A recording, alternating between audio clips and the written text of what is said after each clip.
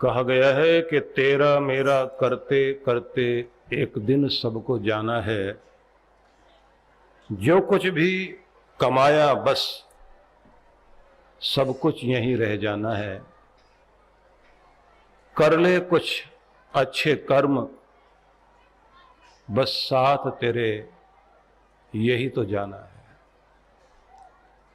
ऐसी कमाई कर चलें जो साथ जा सके, मुश्किल पड़े जो राह में तो काम आ सके।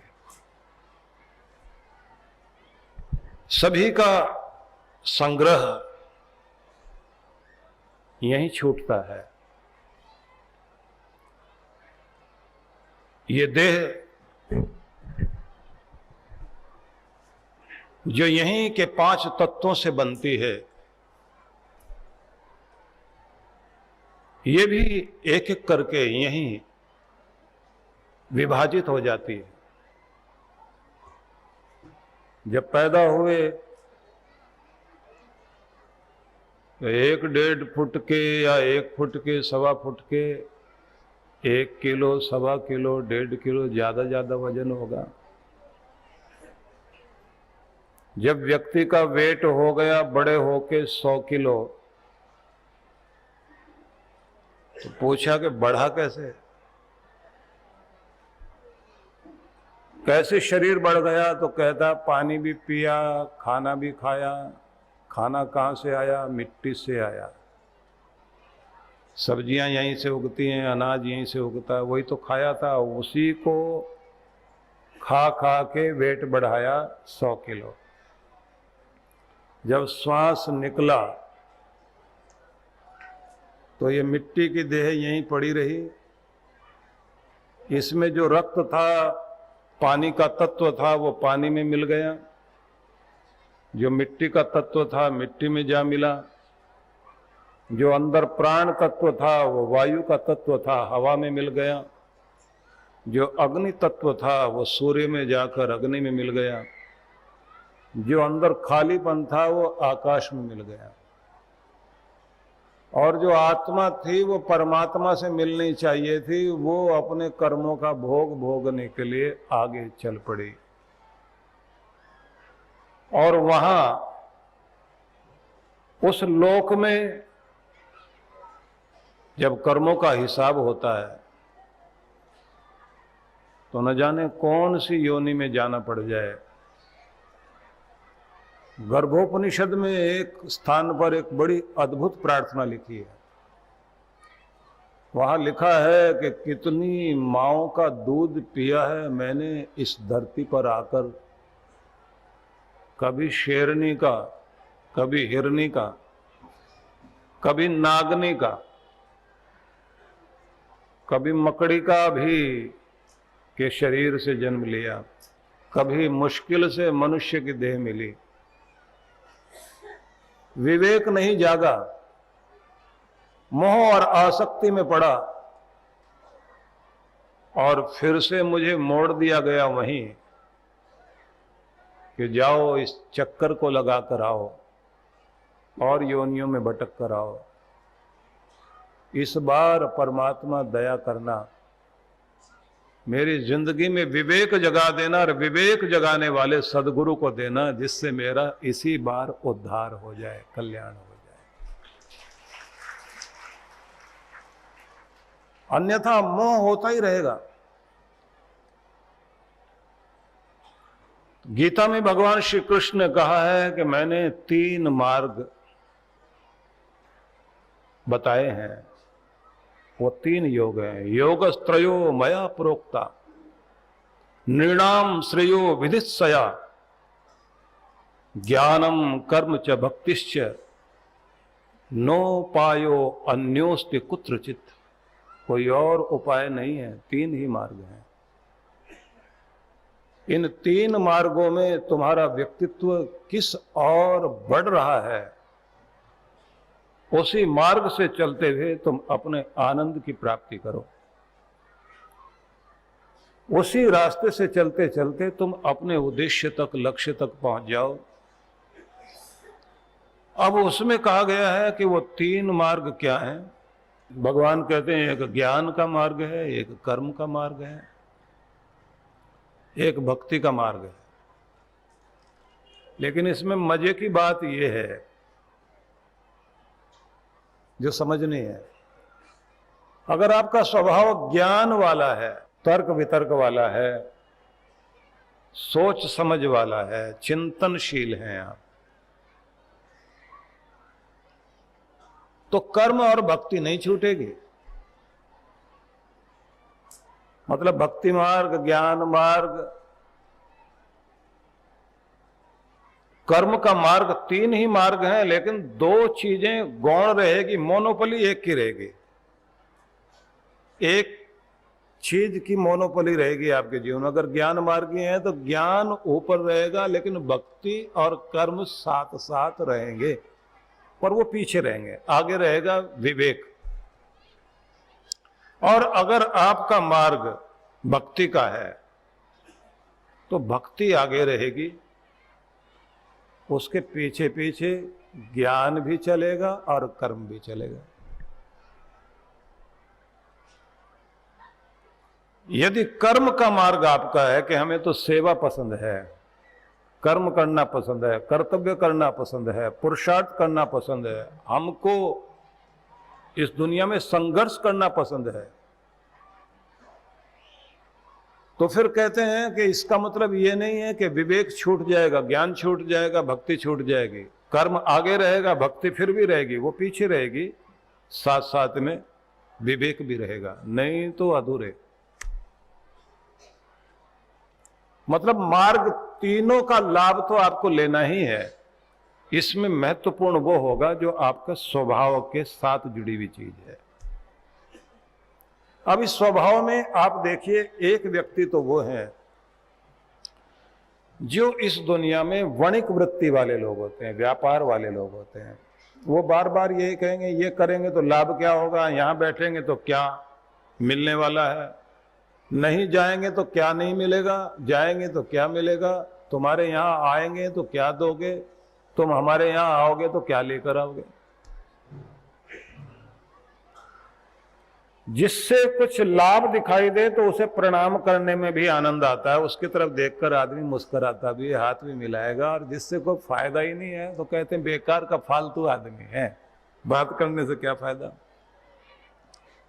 यहां व्यवहार में भी व्यापार, प्रणाम में भी व्यापार, मिलने में भी व्यापार, देखने में भी व्यापार, देखता भी आदमी उसी को है। अपने मतलब का आदमी दूर से दिखाई दे जाए, आदमी दौड़ दौड़ के हाथ मिलाते हैं।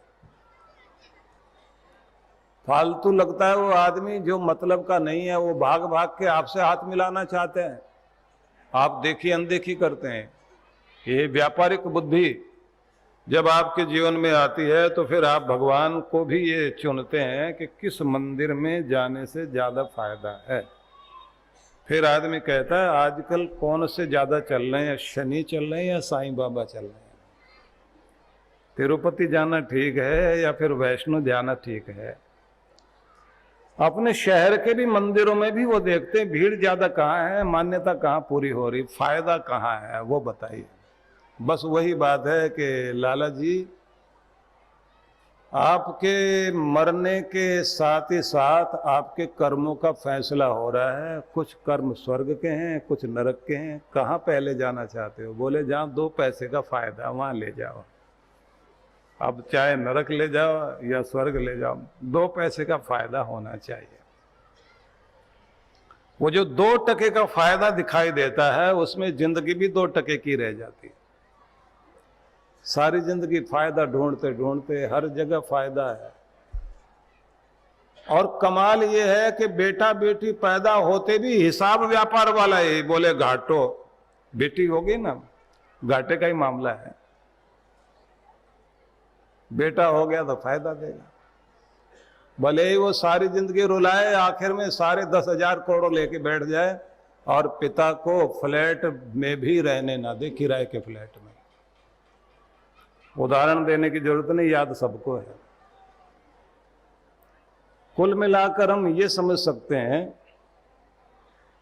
कि हम किस स्वभाव के व्यक्ति हैं, उसी स्वभाव के अनुसार हम व्यवहार करने लग जाते हैं। क्षत्रिय स्वभाव वाला व्यक्ति जो है, मारेंगे मरेंगे, झुका के छोड़ेंगे, घुटने टिका देंगे, हार नहीं मानेंगे, आखिर तक लड़ूंगा, छोड़ूंगा बिल्कुल नहीं। वहां स्वभाव अलग है, वहां मारने मरने का, मिटने का, झुकाने का, दबाने का, तोड़ने का, गला देने का, मिटा देने का स्वभाव दिखाई देता है। ऐसा व्यक्ति प्रार्थना भी ये कहता है, मैं अपनी जान की बाजी लगा करके भी तुझे चाहता हूं परमात्मा, सब कुछ अपना गलाने को तैयार हूं। यह स्वभाव अलग है। जहां एक सेवा वाली वृत्ति होती है, वहां दास वृत्ति कहलाती है। वहां भगवान से आदमी ये कहता है, तो सब कुछ है, मैं तो दासों का दास हूं, तुच्छ हो, अकिंचन हो, कुछ भी नहीं, तेरी सेवा करूंगा, भक्ति करूंगा, तेरे लिए सब कुछ करने को तैयार हूं। ज्ञान वाला व्यक्ति जो है, वो ज्ञान का दीप जलाऊंगा, बुद्धि का प्रकाश फैलाऊंगा, जगूंगा, जगाऊंगा। अलग अलग तरह की भाषा हम लोग बोलते हैं, मैंने संक्षेप में कर दिया जिससे आप संकेत में समझ सकें। सार में हम ये कहेंगे कि अलग अलग स्वभाव के लोग हैं। कृष्ण भगवान ने सबके स्वभाव को ध्यान में रखकर 3 मार्गों का वर्णन किया। इन 3 मार्गों में आपको अपने स्वभाव के अनुसार अपना मार्ग चुनना है। और यहां ये बात जरूर ध्यान में रखनी है कि आपको विनम्र भी रहना है, क्षमाशील रहना है और दयालुता को भी अपनाना है। जैसे जैसे आप अपने आप को, अपने चित्त को कोमल करते हैं, चित्त के कोमल होते ही आपके साथ परमात्मा की कृपाएं जुड़ती हैं। चित्त अगर कठोर है तो दूरी बनी रहती है।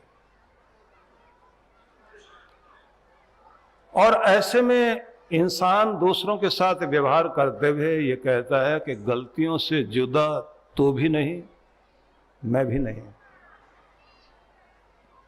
दोनों इंसान हैं, खुदा तो भी नहीं और मैं भी नहीं। तुम मुझे और मैं तुम्हें इल्जाम देते हैं, मगर अपने अंदर झांकता तो भी नहीं और मैं भी नहीं। दोबारा दोहरा देता हूं, गलतियों से जुदा तो भी नहीं है, मैं भी नहीं हूं। दोनों इंसान हैं, खुदा तो भी नहीं, मैं भी नहीं हूं।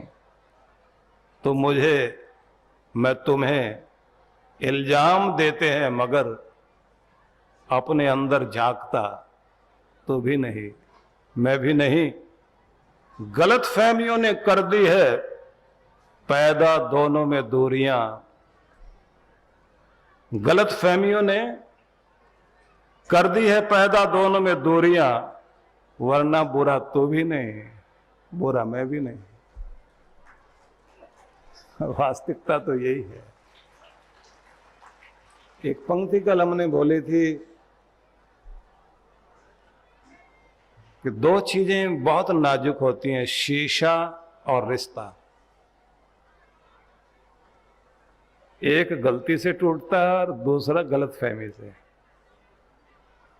शीशा जो है गलती से छूट जाए तो टूट जाएगा, और रिश्ता गलतफहमी से ऐसा फिसल जाता है कि टूट गया तो बाद में रोता है आदमी कि मैंने कितनी कीमती चीज खो दी। जैसे ही चित्त कोमल होता है मनुष्य का, बस वहीं से दया आती है, वहीं से क्षमा आती है, वहीं से सहानुभूति जागती है और वहीं से सहयोग भी जागता है। इससे मानवता उत्पन्न होती है, एक दूसरे के काम आते हैं। हमें नहीं पता हमने जिसके लिए ब्लड डोनेशन किया है वो कौन था, लेकिन हमारी रगों का खून किसी की रगों में गया, उसको जिंदगी दे गया और उसके चेहरे पर मुस्कुराहट आई, और उसके माँ बाप ने जब उसको देखा कि मेरा बच्चा बच गया है, पूरे घर में खुशहाली फैल गई। वो जो करुणा आपके अंदर थी उसने ही ये कार्य कराया, आपको कर्तव्य बताया।